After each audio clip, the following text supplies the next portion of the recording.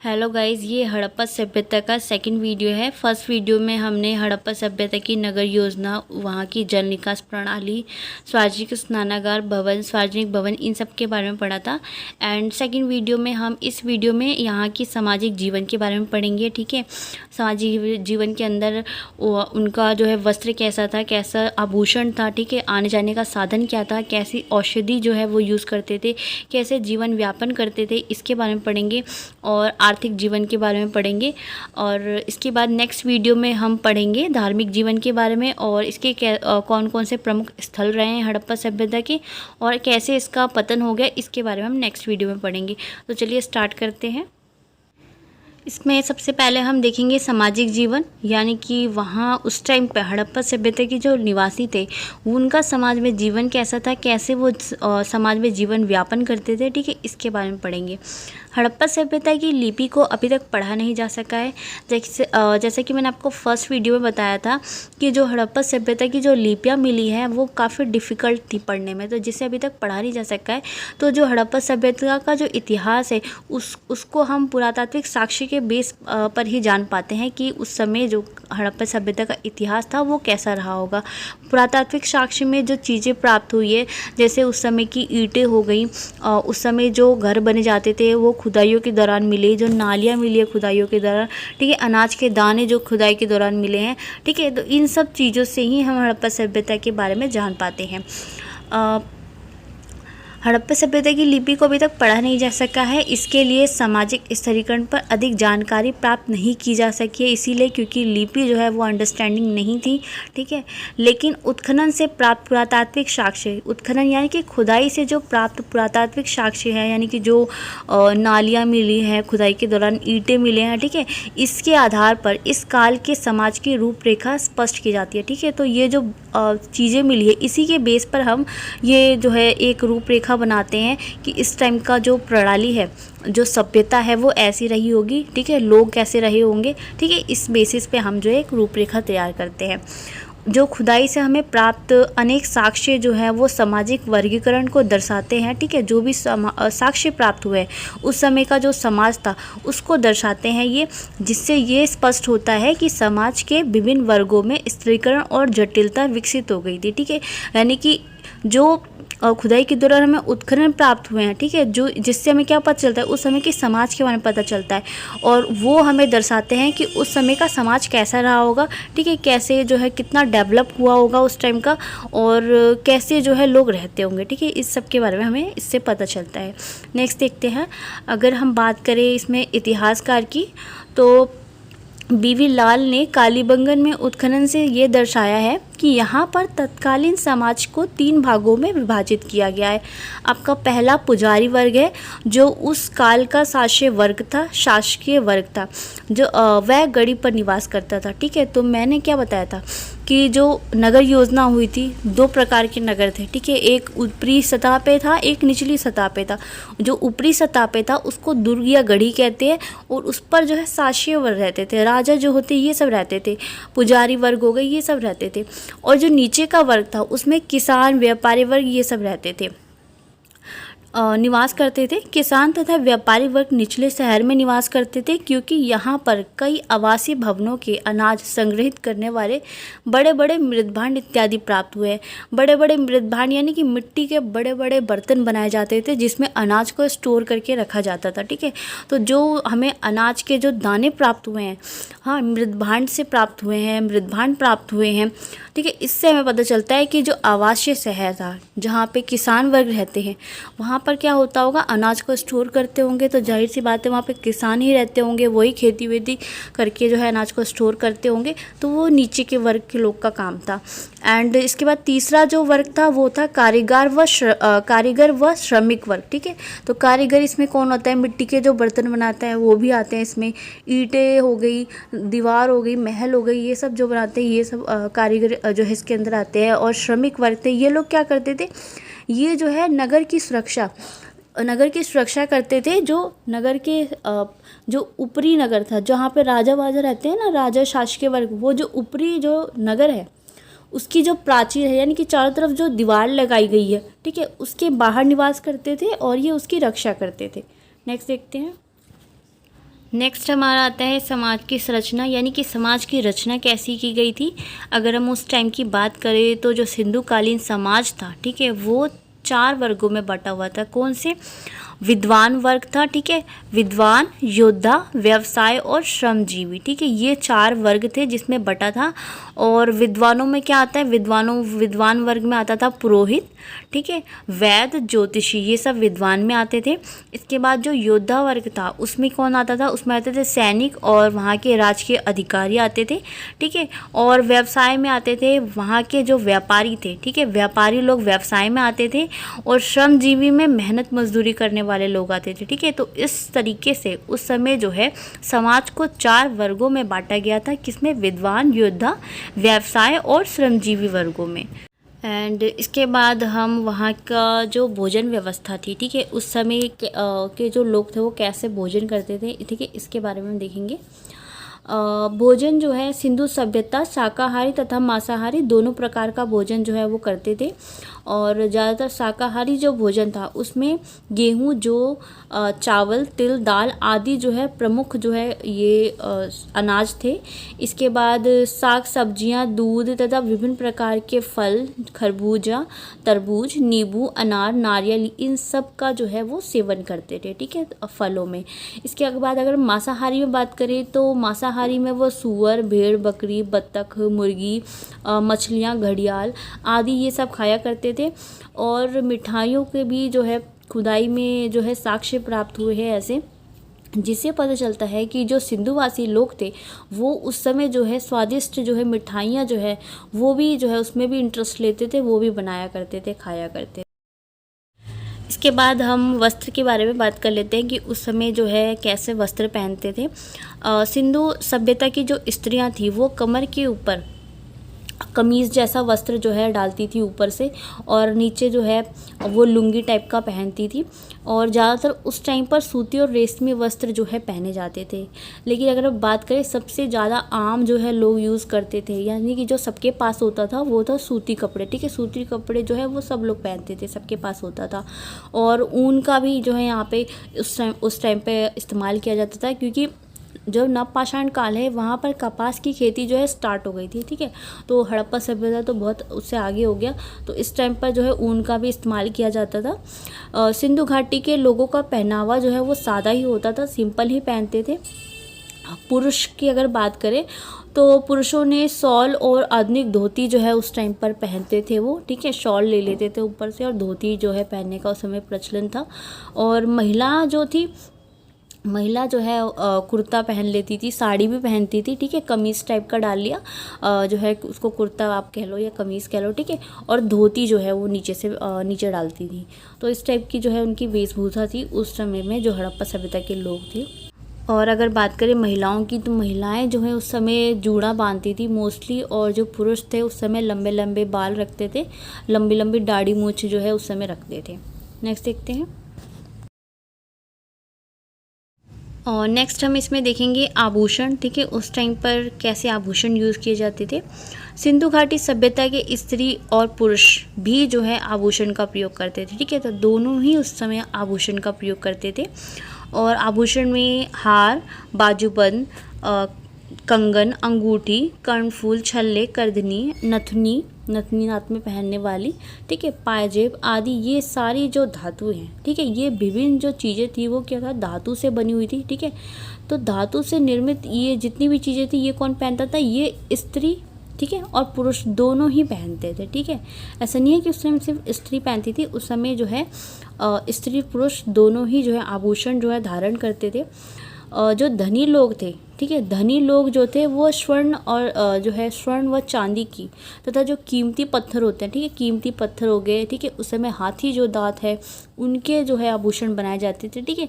तो ये जो उच्च वर्ग के लोग थे ये किसके वस्त्र पहनते थे? चांदी के हो गए, स्वर्ण के हो गए, ठीक है, कीमती पत्थर हो गए, इस टाइप के जो है आभूषण बनाते थे, ठीक है, इसके आभूषण पहनते थे। वहीं अगर हम गरीब लोग की बात करें, ज़्यादातर जो निचले वर्ग में रहते थे वो लोग जो है ज़्यादातर यहाँ पे तांबे का यूज़ करते थे, सीप होगी और जो पक्की ईंटें होती हैं उससे आभूषण जो है बनाते थे और उसका यूज़ करते थे, ठीक है। तो यहाँ पर जो है उच्च वर्ग और जो निम्न वर्ग है इसमें काफ़ी डिफरेंस देखने को मिलता है। ठीक है, तो धनी अगर आभूषण की बात करें तो दोनों ही वर्ग पहनते थे, लेकिन यही है कि उच्च वर्ग थे वो चांदी और स्वर्ण इस टाइप के आभूषण यूज़ करते थे, वहीं जो गरीब वर्ग के लोग थे वो तांबे का जो है ज़्यादा यूज़ करते थे। एंड सौंदर्य प्रसाधन में सिंधु सभ्यता के लोग आधुनिक स्त्री पुरुष की तरह सौंदर्य प्रसाधनों का प्रयोग करते थे। ठीक है, स्त्री सिर पर स्वर्ण चांदी से बने आभूषण धारण करती थी, पुरुष दाढ़ी मूछ रखते थे, स्त्रियां लाली लेपन, काजल, सुरमा, सिंदूर आदि सौंदर्य प्रसाधनों का प्रयोग करती थी। ठीक है, तो जो स्त्रियां थी उस टाइम की वो जैसे जो पुरुष वर्ग होते हैं सर पे मुकुट पहनते हैं, तो उस समय स्त्रियां भी पहनती थी जो उच्च वर्ग की स्त्रियां थी। ठीक है, तो वो क्या है वो पुरुषों की तरह ही जो है सर पे मुकुट जो है पहनती थी। ठीक है, स्वर्ण चांदी से जो बने होते थे आभूषण वो जो है सर पे धारण करती थी। ठीक है, इसके बाद काजल, सुरमा, सिंदूर ये सब जो है उस टाइम पर स्त्रियाँ जो है यूज़ करती थी अपने सौंदर्य के लिए। नेक्स्ट एंड इसके बाद आपका आता है आमोद प्रमोद। अगर इसका मैं सिंपल से मैं आपको बताऊं तो आमोद प्रमोद यानी कि इंटरटेनमेंट, नाच गाना ये सब होता है इसमें। ठीक है, और सिंध वासियों को नाचने गाने व शिकार करने का बहुत शौक था। घर में खेले जाने वाले खेलों को बहुत पसंद करते थे। इसके अलावा जुआ खेलना, पाशा, पशु पक्षी को लड़ाना और इसके मनोरंजन के प्रमुख ये साधन थे। और खिलौने भी जो है बच्चों के मनोरंजन के उस टाइम पे साधन थे। तो इंटरटेनमेंट के लिए उस समय लोग क्या करते थे कि गाना जो है नाच गाना वहाँ पे होता था, नृत्यिका जो है वो डांस करती थी उस टाइम पे। ठीक है, शिकार भी उनका एक पेशा था उस टाइम पर। और काफ़ी सारे खेल ऐसे थे जो घर में खेले जाते थे, जैसे कि जुआ हो गया, ये सब भी जो है उस टाइम पे घर में खेले जाते थे। और जैसे पशु पक्षी हैं, हाथियों को आपस में एक दूसरे में लड़वाते थे। ठीक है, इस टाइप का मनोरंजन जो है उस समय होता था। नेक्स्ट देखते हैं। इसके बाद आपका नेक्स्ट आता है औषधि। उस टाइम पर जो समाज में रहने वाले लोग थे वो कैसी दवाइयों का यूज़ करते थे। ठीक है, तो उस समय हर्बल ही होता था, सब नेचुरल ही था। ठीक है, तो सिंधु सभ्यता के लोग औषधि से भली भांति परिचित थे उस समय। हिरण व गेंडे के सींग से भी औषधियाँ जो है बनाई जाती थी। ठीक है, इसके अलावा ऐसे काफ़ी वृक्ष थे जिसका यूज़ करते थे लोग औषधि के रूप में, जिसमें आपका मूंगा, नीम की पत्ती, ठीक है, ये सब हो गया, इनकी भी जो है औषधि वो जानते थे बनाना। ठीक है, और उनका यूज़ करना। नेक्स्ट देखते हैं। इसके बाद लास्ट आपका पॉइंट आता है आने जाने का साधन। उस समय जो हड़प्पा सभ्यता के लोग थे वो जो है किस साधन का यूज़ करते थे आने जाने के लिए। सिंधु सभ्यता के निवासी बैलगाड़ी का उपयोग आने जाने के लिए करते थे। खुदाई में प्राप्त एक सिक्का या मुद्रा जो है मिला है जिसमें एक व्यक्ति नाव पर बैठा है, उसका चित्र दर्शाया गया है। और ये जो है उस चित्र से ये अनुमान लगाया जाता है कि जो उस टाइम के सिंधु निवासी थे, यानी कि सिंधु में जो लोग रहते थे वो लोग जो है वो नाव भी बनाना उनको आता था। ठीक है, और बैलगाड़ी का भी यूज़ करते थे वो। ठीक है, उसके माध्यम से जो है वो आया जाना करते थे। और अगर हम बात करें नदियों की, ठीक है, उसको जो है वो नाव के माध्यम से क्रॉस करते थे। नेक्स्ट देखते हैं। इसके बाद आता है आपका आर्थिक जीवन। और आर्थिक जीवन में हम देखेंगे कि लोग जो है वो आर्थिक रूप से क्या करते थे, कमाई के लिए उनके पास क्या जरिया था। ठीक है, कैसे वो कमाते थे, इसमें हम ये सब पढ़ेंगे। हड़प्पा सभ्यता के लोगों ने कृषि पर अत्यधिक ध्यान दिया था, क्योंकि नवपाषाण काल की बात करें तो नवपाषाण काल में जो है कृषि काफ़ी अच्छे से स्टार्ट हो गई थी। ठीक है, नवपाषाण काल तक आते आते कृषि जो है लोगों ने करनी स्टार्ट कर दी थी। और हड़प्पा सभ्यता पे जो है जो लोग थे उन्होंने काफ़ी जो है कृषि पर ध्यान दिया। मोहनजोदड़ो, हड़प्पा और कालीबंगन, जो कालीबंगन है उसमें मिले जो अन्नागार है, अन्नागार यानी कि अनाज, अन्नागार एक वो है जिसमें अनाज को जो है काफ़ी अधिक मात्रा में जो है स्टोर करके रखा जाता है उसमें। ठीक है, हड़प्पा वासी की जो तत्कालीन आवश्यकता है, ठीक है, उसकी पूर्ति हो जाने के बाद भी उन्हें जमा किया जा सके, इसके लिए जो है अन्नागार बनाया जाता था कि जो उनकी पूर्ति है, जितनी वो अनाज जो है यूज़ करते हैं खाने के लिए, ठीक है, वो खाने के बाद जो है एक्स्ट्रा जो अनाज है उसको जमा करने के लिए जो है बड़े बड़े अन्नागार बनाए जाते थे, उसमें अनाज को स्टोर किया जाता था। और सिंधु घाटी सभ्यता में जो है किसानों ने राजस्व के रूप में अनाज वसूला जाता था। ठीक है, इसलिए इस अनाज को भी स्टोर करके रखा जाता था कि राजस्व की वसूली के लिए वो अनाज का यूज़ करते थे। राजस्व यानी कि एक प्रकार का जो है उस टाइम पर टैक्स होता था। ठीक है, उसको जो है अनाज के रूप में वसूल किया जाता था। इसकी बात करें अगर मेन सोर्स की, तो कमाने के लिए जो मेन सोर्स था कृषि था किसान वर्गों के लिए। सिंधु सभ्यता के लोग फसलों की सिंचाई के लिए सिंचाई प्रणाली का प्रयोग करते थे। सिंधु लोगों के लिए कृषि एक बहुत महत्वपूर्ण थी, क्योंकि उस समय जो है कृषि सबसे मेन माना जाता था व्यवसाय में। व्यापार और कृषि जीवित रहने के केवल दो ही तरीके थे। जीवित रहने के दो ही तरीके थे उस समय जो निजी वर्ग के लोग थे, एक था व्यापार, एक व्यापारी वर्ग और दूसरा कृषि वर्ग। जो लोग व्यापार नहीं कर सकते थे उन्हें खेती और कृषि के लिए खुद को बनाया था। ठीक है, वो लोग क्या करते थे, खेती करते थे, कृषि करते थे। ये सिंधु घाटी सभ्यता के लंबे समय तक सफलतापूर्वक जीवित रहने के प्रमुख कारणों में से एक था। तो सबसे जो मेन सोर्स था कमाई का या जीवित रहने के लिए, तो वो कृषि था। नेक्स्ट आपका व्यापार। और कृषि में जो मुख्य फसलें थी, सिंधु घाटी में कृषि पूरी तरह से अच्छी गुणवत्ता वाली मिट्टी और उन्नत कृषि तकनीकों पर निर्भर थी, क्योंकि जो कृषि के स्टार्टिंग में नवपाषाण काल से ही स्टार्ट हो चुकी थी। उत्पादित प्रमुख फसलें जो थी वो गेहूँ, जौ, मटर, मसूर, अलसी, सरसों के बीज सर्दियों में जो है ये सब बोए जाते थे। जबकि अगर हम बात करें गर्मी के, तो गर्मी में बाजरा, तिल, चावल ये सब जो है गर्मी में उगाए जाते थे। अगर हम बात करें कि जो कृषि है, जो खेती है वो कहाँ की जाती थी, तो ज़्यादातर जो है ये नदियों के पास की जाती थी, क्योंकि काफ़ी जो है उनके लिए सुविधा होती थी कि वहीं से खेती करते थे और पानी जो है नदी के पास ही करते थे, तो आराम से जो है वो सिंचाई भी हो जाती थी वहाँ पे। सिंधु और उसकी सहायक नदियों के हर वर्ष आने वाली बाढ़ के कारण यहाँ की भूमि अत्यंत उपजाऊ बन गई थी। ठीक है, तो भूमि यहाँ पे काफ़ी उपजाऊ हो गई थी, क्योंकि यहाँ पे हर वर्ष बाढ़ भी आता था, इस वजह से भी उपजाऊ बन गई थी। और खेती यहाँ पे नदियों के पास करने का एक मेन जो रीज़न यही था कि यहाँ पे सिंचाई जो है बहुत आसानी से हो जाती थी उसके पास करने पर। हड़प्पा सभ्यता के निवासी जो है बाढ़ का पानी ख़त्म होने पर नवंबर के माह में बीज बोते थे। ठीक है, जब बाढ़ आती थी, इसके बाद जब उसका पानी ख़त्म होता था, तो जो नवंबर जो है उसमें जो है वो बीज बोते थे। और जब अगली बाढ़ आती थी, अगली बाढ़ आने के पूर्व अप्रैल में जो है वो फसल काट लेते थे। यानी कि वो नवंबर में बीज बोते थे और अप्रैल में जो है अपनी उनकी फसल जो है पक के तैयार हो जाती थी और अप्रैल तक में अपनी फसल काट लेते थे। जो हड़प्पा सभ्यता है वहाँ से हमें जो हल के साक्ष्य भी प्राप्त हुए हैं कि खेती के लिए लोग जो है हल का यूज़ करते थे। सिंधु सभ्यता में फसल काटने के लिए संवत पत्थर या तांबे की हंसियों का प्रयोग होता था। यहाँ से कोई फावड़ा या फाल नहीं मिला है। कालीबंगन में पूर्व हड़प्पा अवस्था में हल की खेती किए जाने के साक्ष्य मिले हैं। ये हल संवत लकड़ी के बने होते थे, संवतः लकड़ी के बने होते थे, और जिसके निचले सिरे पर लकड़ी या तांबे के फाल लगी हुई थी। यानी कि जो अभी का टाइम का जो हल होता है ना, उस टाइम पर क्या था कि वो जो है पत्थर या तांबे का जो है यूज़ करते थे नीचे खोदने के लिए। जो लकड़ी होती है उसके जो नीचे साइड में लगाया जाता है सिरे पे, वहाँ पर जो है वो तांबे या पत्थर की जो है उस टाइप का यूज़ करते थे। एक तरह से फाल बोल सकते हैं आपको, फाल जो है उसका यूज़ करते थे। दूसरा जो उनका माध्यम था जीवित रहने के लिए, अपने जीवन की आवश्यकताओं की पूर्ति के लिए, वो था पशुओं को पालतू बनाना। सिंधु घाटी सभ्यता के निर्वाह के लिए पशुपालन एक अन्य व्यवसाय था। मोहरों ने जानवरों को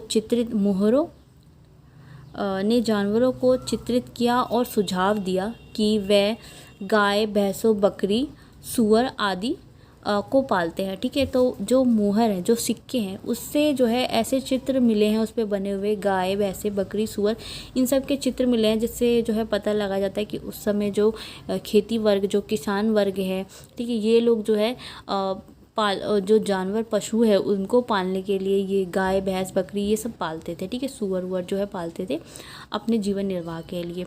एंड इसके अलावा ऊँट और गीदड़ों को भी पालतू बनाया जाता था। ठीक है, उनका जो यूज़ है, उनको बोझा ढोने के लिए जो है यूज़ किया जाता था, बोझा जो है उनसे ढोया जाता था। अनेक स्थलों से ऊँट की अस्थियां जो है बड़ी संख्या में प्राप्त हुई है और मोहरों पर लेकिन उनका कोई चिन्ह नहीं है। ठीक है, ऊँट का कोई मोहरों पर चिन्ह नहीं मिला है, लेकिन अस्थियां प्राप्त हुई हैं, जिनसे जो है ये अनुमान लगाया जाता है कि उस समय जो है सामान ढोने के लिए जो है ऊँट और गीदड़ों का जो है यूज़ किया जाता होगा। एंड इसके बाद आपका आता है कुम्भकार का व्यवसाय, ठीक है। ये भी जो है उस समय लोग करते थे। और सिंधु सभ्यता के आर्थिक जीवन में कुम्भकारों का बहुत ही महत्वपूर्ण जो है कुम्भकारों ने भूमिका निभाई है। ये भवनों के लिए ईंटें तो तैयार करते ही थे, साथ ही साथ अनाज व खाने पीने की अन्य वस्तुओं को भी सुरक्षित जो है रखने के लिए ये काम करते थे। और भोजन पकाना, खाने के लिए बर्तन, ठीक है, ये सब बनाते थे। वो भोजन पकाने के लिए भी बर्तन बनाते थे, खाने के लिए अलग से बर्तन बनाते थे। इसके बाद खिलौनों जो है बनाते थे, ये मटके बनाते थे, ठीक है। और आभूषण जो है बनाते थे मिट्टी के, गरीबों के लिए, गरीब लोग जो थे वो ईंटों का जो है आभूषण पहनते थे, तांबे के आभूषण पहनते थे, ठीक है। तो गरीबों के लिए जो है ये मिट्टी के जो है आभूषण ये सब बनाया करते थे। और चौक की सहायता से जो है विभिन्न प्रकार के, ठीक है, आकार प्रकार के बर्तन जो है उस समय बनाए जाते थे। और बर्तनों में बात करें तो उस समय घड़ी, ठीक है, हड़ियाँ, प्याले, थाली, सुराहियाँ और बड़े बड़े जो है नाद जो है उस टाइम पे प्रमुख थे, जो बर्तन जो है ऐसे बनाए जाते थे। और उस टाइम पर जो है गुड़िया और जो है मोहर भी जो बनाया जाता था, जो सिक्के होते हैं वो भी बनाए जाते थे। ये किसका काम था? ये था कारीगर वर्ग के जो लोग थे वो करते थे। कारीगर वर्ग का एक वर्ग पत्थर और अर्ध बहुमूल्य पत्थर, धातु की गुड़िया या मनके आदि भी बनाते थे, ठीक है। एक जो वर्ग था वो ज़्यादातर मिट्टी के बर्तन हो गए, मिट्टी के आभूषण हो गए, ठीक है, ये सारी चीज़ें बनाता था। और जो कारीगर का दूसरा वर्ग था वो क्या करता था? वो पत्थरों की जो है बहुमूल्य जो पत्थर होते हैं उनका जो है बनाता था, धातु की गुड़ियाएँ बनाता था, मन की जो है मोतियाँ, मालाएँ जो है ये बनाया करता था, ठीक है। ये सब जो है खुदाई से जो है अनेक जो है मन की मिले हैं, जिससे उस समय जो है ये पता लगाया जाता है, उस समय अनुमान लगाया जाता है कि ये सब बनाया जाता होगा। और ये जो मनके हैं इनका जो प्रयोग है जो है खिलौना व आभूषण के रूप में जो है होता है, ठीक है। इनसे खिलौने भी बनाए जाते हैं और आभूषण भी बनाए जाते हैं, ठीक है।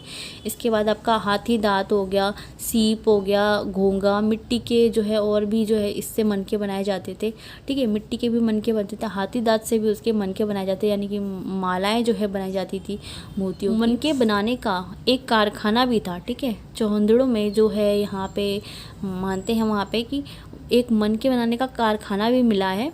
और मोहर बनाने की कला भी एक व्यवसाय का उस टाइम पर रूप ले चुकी थी, ठीक है। ये एक व्यवसाय बन चुका था। और मोहर अगर बात करें तो उसमें मेन जो था वो था हाथी दांत, और पत्थर जो बहुमूल्य पत्थर होते हैं वो धातु हो गई, ठीक है, तांबे हो गए, इन सब का यूज़ करते थे मोहर के लिए। और विभिन्न जो है आकार प्रकार उस समय दिए जाते थे, ठीक है। और उन पर जो है पशु पक्षी की भी आकृतियाँ बनाई जाती थी, ठीक है। तो डिज़ाइन जो है उस समय पक्षियों की जो है बनाई जाती थी। पशुओं में जो है पालतू पशुओं की भी आकृति देखने को मिली है मोहरों पे। सो ये वीडियो यहीं पे एंड करते हैं। इसके बाद नेक्स्ट वीडियो में हम जो है उस टाइम के जो धार्मिक जीवन था, ठीक है, उसके बारे में पढ़ेंगे, ठीक है। लोग जो है कैसा धर्म अपनाते थे, ठीक है, किसकी पूजा करते थे, इसके बारे में पढ़ेंगे। और प्रमुख स्थल जो है वो कौन से रहे हैं वहाँ उस टाइम पर हड़प्पा सभ्यता के, उसके बारे में बात करेंगे। एंड कैसे उसका पतन हो गया, ठीक है, इसके बारे में हम बात करेंगे। सो आई होप ये वीडियो आपके लिए हेल्पफुल रही होगी। Thanks for watching.